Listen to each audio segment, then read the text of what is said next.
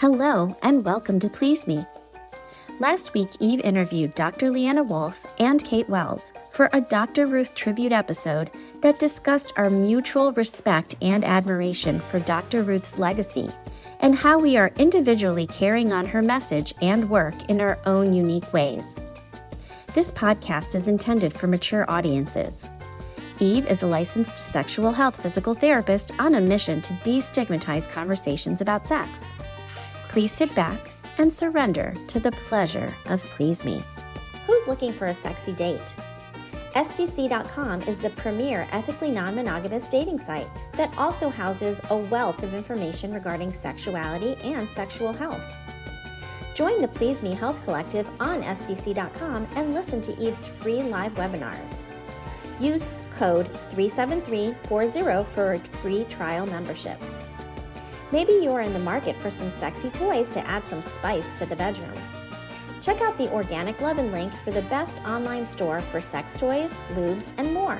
I was very inhibited to speak about what I wanted in my sexual life with my partner, and I go into the different reasons for that on his side and on my side, and ways, all the different steps that occurred to me after turning 60 that have reignited the sense of passion and excitement and pleasure in our relationship that makes me feel like sex is one of the best things that we get to do now. Hello, and welcome to Pleas Me, the podcast that aims to destigmatize conversations about sex and sexual health by turning the sheets into our classroom. Today, I am so excited to welcome Linda Ugelow to the show. She is a speaking confidence coach and author. She wrote the book, Delight in the Limelight, Overcoming Your Fear of Being Seen and Realize Your Dream. She is also the host of the podcast called Delight in the Limelight. And what is amazing to me is that she was formerly stricken with fear of public speaking.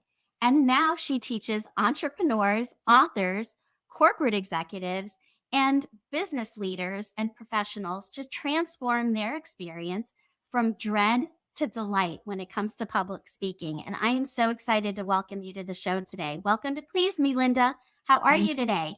I'm great. I'm so happy to be here with you, Eve. Me too.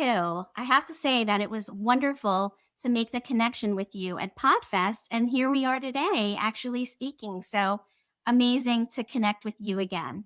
Yes. So I wanted to ask you, I know that when I was in my early 20s, and I would say in the beginnings of my first quote unquote adult relationship, I would have such fear around having conversations with my partner about just about everything. I was really shut down internally.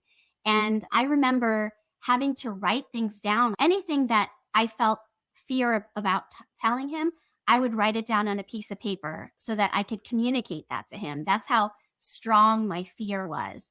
And I just wonder how you use the skills that you teach to translate into a relationship. I love that story. And what it shows me is, yes, you had the fear, but you also had the creativity to discover a tool that you could use to help you speak. Whereas like in my personal case, I probably just wouldn't say anything because I'd be too afraid and I didn't have the skills.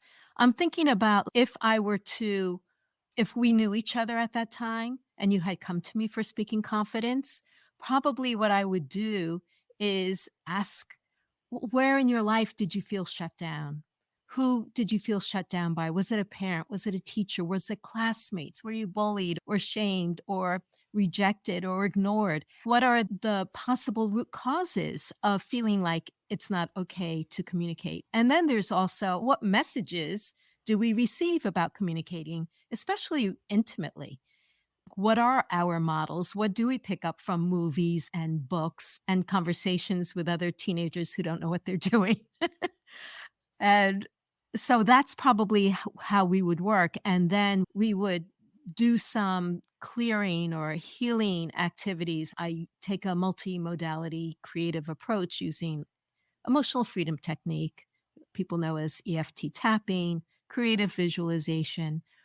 But what you did is you relied on having the words to say and having them on a piece of paper. It's almost as if that piece of paper gave you some permission and courage to say, okay, I've got this piece of paper. I don't know if did you actually hold the piece of paper when you spoke to your partner? I would give it to him and let him read it, but I would hide my face. Like, I didn't want to be seen when he was reading it. It was just so ingrained in me. And this was me pre-therapy, pre-working on myself, all of that. So I feel like that really did help. And what you just said therapeutically is something that really helped me. So that what I describe about the root causes resonates with you. Absolutely. Yeah. Yes. And so that is part of, in my book, Delight in the Limelight, the first part of the framework, the inner freedom framework, is to reveal and heal, reveal the root causes and heal them. The second thing might be, and also related to what you're talking about, and I love that you gave me this example, is what are the things we're telling ourselves? Because a lot of the things we tell ourselves make us feel unsafe as well. I don't know if you remember at that time, because it was a long time ago, not to say that, but maybe was words like, oh, this is so embarrassing. How can you be so fill in the blank?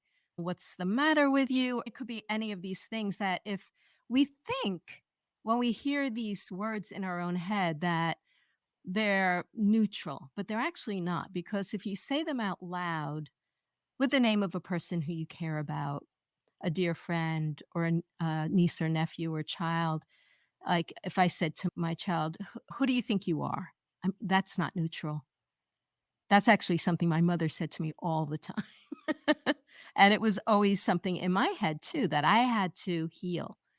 So that's not part two, is how we can heal. And then the third part is, how do we repattern our habits of self-expression, and our habits of self-expression are our breath, the way we use our voice, the kinds of perspective and viewpoints we have, and how we use our body, all the ways of self-expression, which obviously also have parallels in the bedroom. Oh, yes, they do.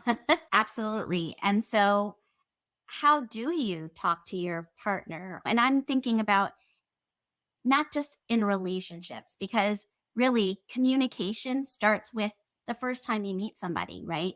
Your very first date, whether it's a first date or you've been married for 30 years, communication can be fantastic or it can be disastrous. And so, how do you translate what you teach to the professionals in the boardroom? How to help couples or people that want to help communicate in the bedroom, let's say? Let me preface this by saying I would label confidence in the bedroom as something that I am still actively working on. Okay. And certainly learning to speak with confidence, it's my growing edge. I think back to the very first night that I met my husband, and I remember him coming up to me and standing like right against me and feeling his desire to sleep together, and how I capitulated, but I really wouldn't have wanted to. I would have wanted to wait. And I've told him that now, but maybe 30 some odd years later, but I didn't tell him that for a long time, that I really wished that we hadn't slept together the first night. And I think I avoided a lot of speaking with him about sexuality. I think there were a few times that I attempted to tell him what I liked, and I felt like he became very self-conscious and defensive, and that told me back off. So I didn't say anything for a very long time. And instead, what I felt like I did was mold myself around him to the degree I felt like I could, and I held myself back in other ways that I felt like it was not comfortable. So we had a sex life, but it was not as frequent as he would have liked. And it wasn't as delicious as I would have liked. But I felt like I didn't have the words to describe what I was looking for, and I didn't have the means to do it in a way that I felt he could hear it without feeling defensive. And that kind of went on for a couple of decades. I so appreciate your honesty because I feel like we often do things that later on we regret, right? And luckily, this became your partner and you married him and things went on and you developed a relationship with him. But if that hadn't happened, and you did have sex with him after the first date and you were not feeling confident about that experience, that could have really been a bigger regret. And the fact that you were able to verbalize that to him afterwards is a wonderful step in the right direction. And again, your honesty about this still being an area where you're trying to work towards improving. And we all have areas of improvement. You being honest about that, I really do appreciate. So, how did you? Because you mentioned in our communication in the past that you reignited a stale sex life with your spouse after you were in your 60s. So, Yes. can you tell me how that went about? Yes. I was thinking recently when I first became an online entrepreneur, there was talk about the necessity or the advantage of being in touch with your sexuality to be a powerful entrepreneur. And I don't hear talk about that these days, but back in 2000, let's say 14, 15, 16, I saw that everywhere. So that definitely put a little bee in my bonnet of, oh, maybe this is something that would be good for me to investigate. And the first thing was actually a course that I happened to come across. I can't remember exactly. It was like a blueprint of some kind of a blueprint of how we communicate. And remember there being 5 parts. One was like sexual, sensual, energetic, kinky, and I think she called it shape shifting.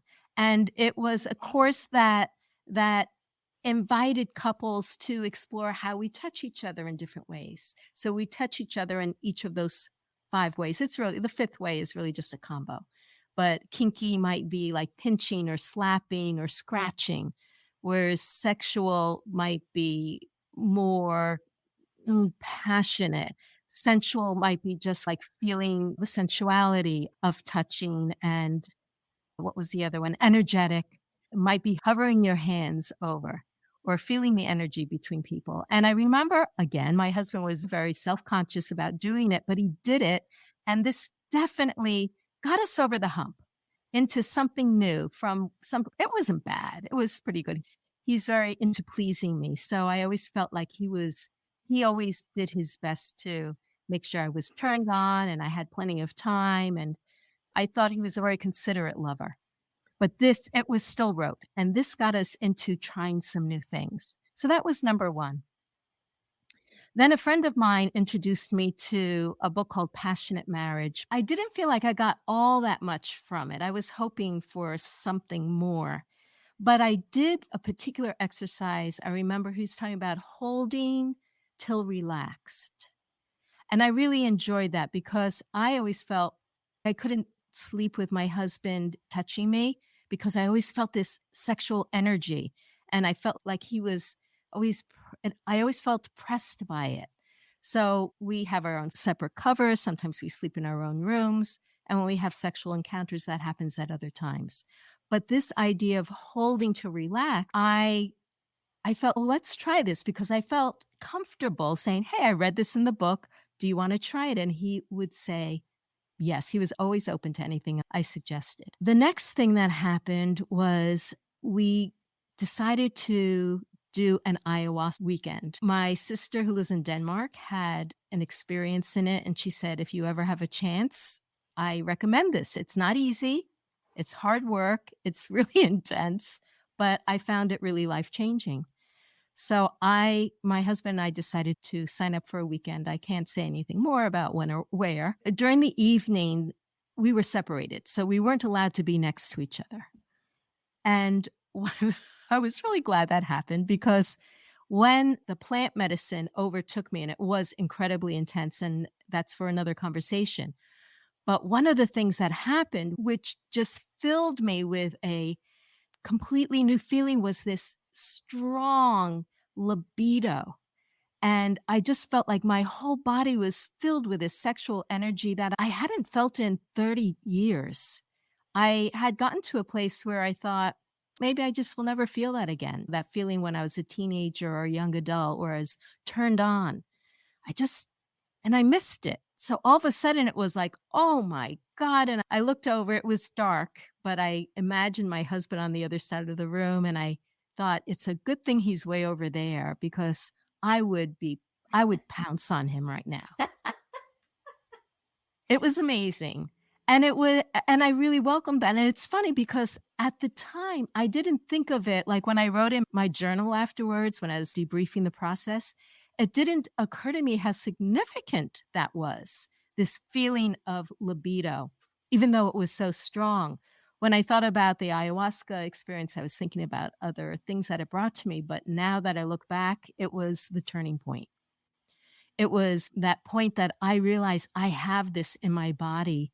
I just had so many filters on that I wasn't able to access it. And maybe one of the things that the ayahuasca did for me, because what I had asked the plant medicine in my intention was to remove the blocks that were keeping me from moving forward. So maybe that's what that experience had been about. And I'm actually saying this to you thinking for the first time these things. That's incredible. And Yeah. kudos to your husband for always saying yes and being open to all of your suggestions, because Mhm. that is how we grow. And when we have a partner that's closed off to our suggestions or our communication, it really makes it difficult.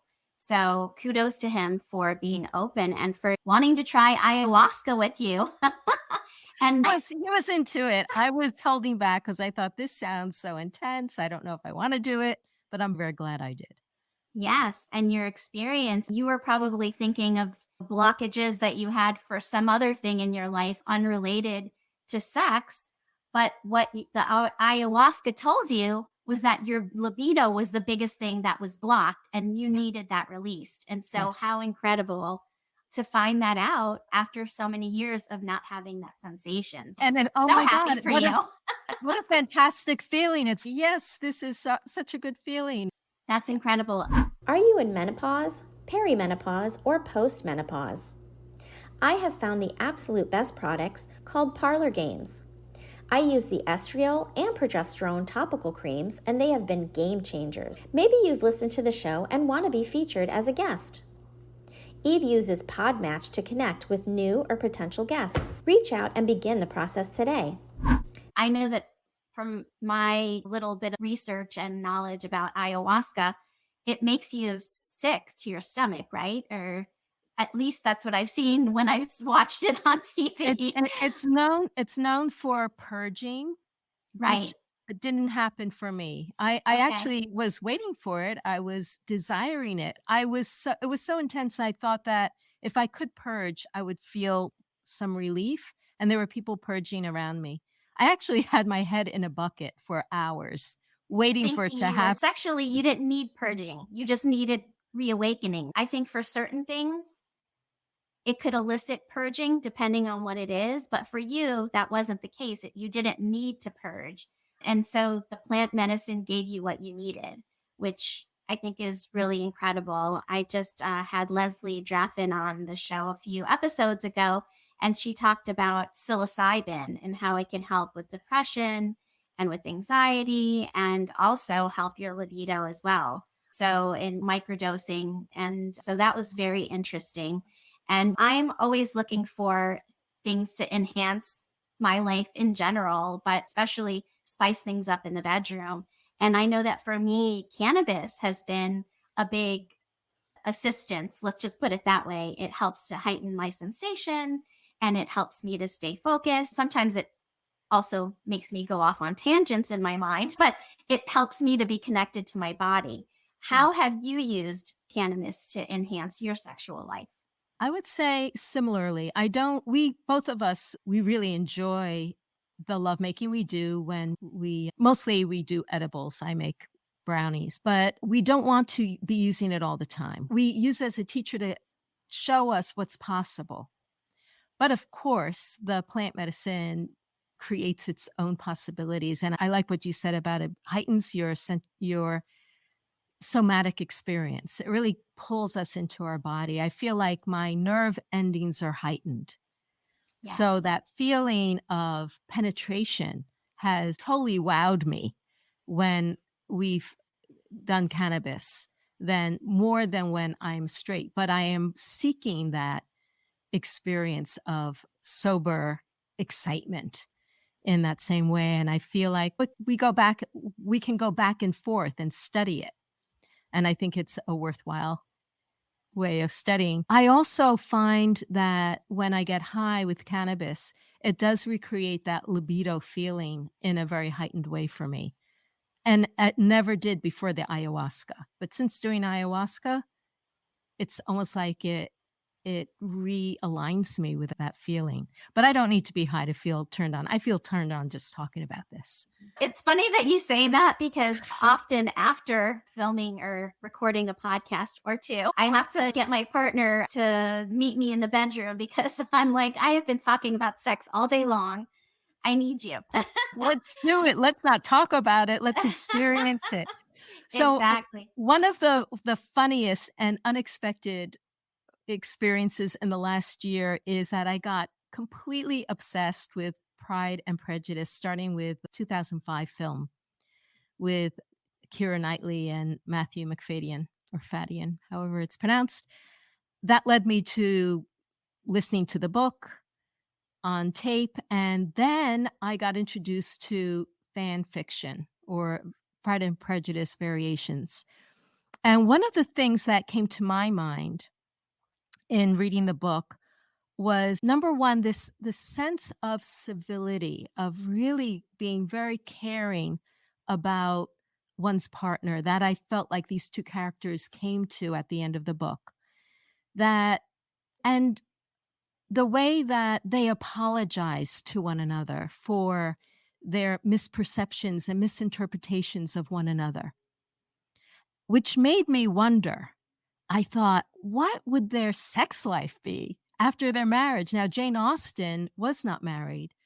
I don't believe she had a romantic relationship. So and of course, because of the early 1800s, that's probably not how she would write. It leaves us just up to the marriage, but not beyond. So when I heard about the variations, I thought there's got to be someone who's written about what their marriage would be like. And I did seek out and find a number of books. And I found a particular author, Linda Wells, who wrote such beautiful, great stories, really well written, but incredible sex scenes. And I found by reading this, I got, number one, it made me want to masturbate. And my husband and I live apart for part of the year because he works overseas for a few months at a time. So we always have this time where I'm alone for a couple of months. Or That I think, in my opinion, distance makes the heart grow stronger. And I think that distance sometimes is helpful in relationships to really, when you get back together, really appreciate and reignite what you have. Do you agree with that? I totally agree with that. It's like Yeah. we there's the possibility of building the sexual tension, but it has to be with intention. There are earlier times where he was spending time over there and it wasn't in my mind because I wasn't open. But now that I was reading this Pride and Prejudice and I was masturbating and I was thinking, oh, it'll be really fun to have an actual person with me to have sex with, but also truly enjoying masturbating for the first time in my life, because I never really was that interested in it. I just wasn't very sexual. I felt always very sensual, but not sexual. And suddenly in Pride and Prejudice, or these variation novels awakened this desire to experience myself in that way, because in her books, Linda Wells' books, there's near constant arousal between these two people. And then just all the different ways that they couple and all the tender or the passionate ardor, or inside and outside, and just all the places that they imagine having a chance to express their passion and this is something I just recently tuned into, is that I've always related sex with lust, but not love. Interesting. And in these Pride and Prejudice books, novels, it's all about, this is my love. Or love me. She asks, love me, please love me. And it's her asking him to join with her in this physical way.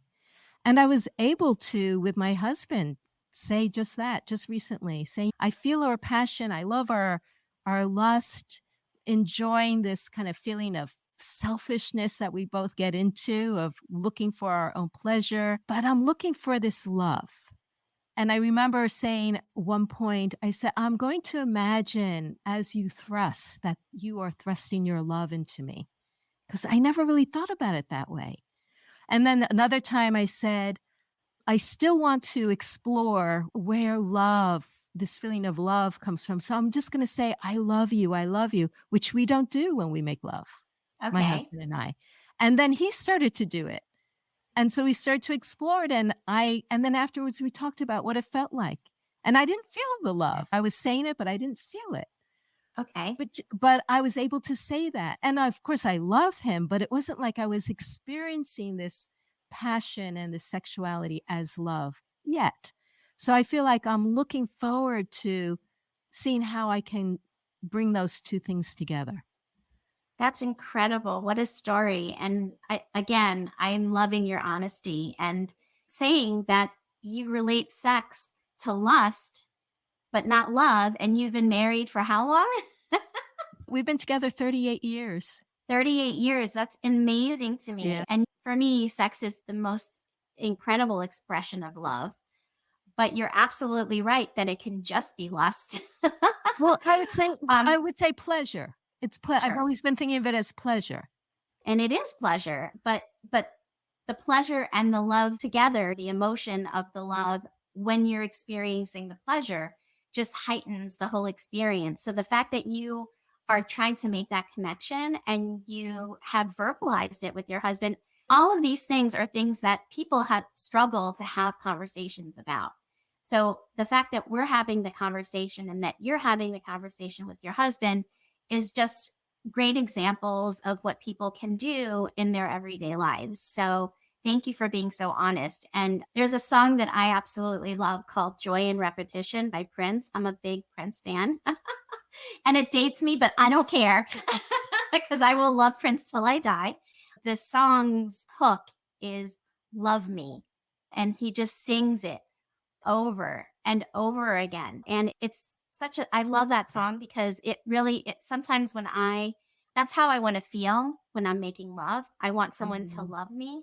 And the fact that you're telling your husband that you're going to tell him and then he was telling you, I think eventually it will definitely click. And I know that for me and my partner, I like to hear it too. And it doesn't have to be every time, but I always tell him, tell me. That's his cue to tell me what I want to hear. And it doesn't always have to be, I love you. And I do that a lot, but it can be anything kinky or any sexual. I like to have that dirty talk, right? And the conversations that you're having are pretty spicy with your husband, wouldn't you say? Not yet. Not yet. Okay. You're having conversations maybe pre-sexual experience in order to. Yeah, I feel like we're both shy that way. So one of the things that a friend of mine has talked about is using scripts from books. So Okay. I have hinted to him that at some point I would like to look at one of these scenes and play them out, but we haven't tried it yet.